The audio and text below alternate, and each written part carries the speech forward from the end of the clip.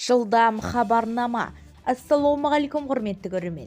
Егер жаңалықтарды алғашқылар қатарында біліңіз келсе, арнамыздағы подписаться және де бір ғана лайк түймелерін басып, видеоролигімізді соңына дейін тамашалаңыз. Ал онда біз бастадық. Астанада 100 мың зейнеткерге көмек көрсетілді. Елордада әлеуметтік осал топқа жататын 185 мың аса тұрғынға көмек көрсетілді. Бұл туралы Астана қаласы жұмыспен қамту және әлеуметтік қорғау басқармасының басшысы Айгүл Таласова Астана қаласының коммуналдық қызметі ақпаратты алдына айтты, деп хабарлайды ел.кз ақпарат агенттігі. Астанада 100 мыңнан астам зейнеткер тұрады. Оларға түрлі санатта көмек көрсетіледі. Зейнеткерлерге денсаулығына байланысты түрлі жеңілдіктер жасалып, көмек көрсетіледі.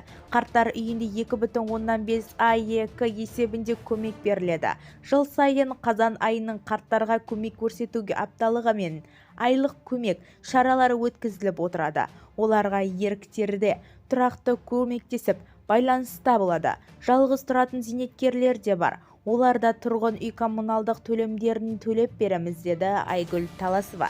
Бізді тамашалауды жалғастырыңыз және де каналымыздың дамуы үшін бір ғана лайкыңызды бізден аянбаңыздар.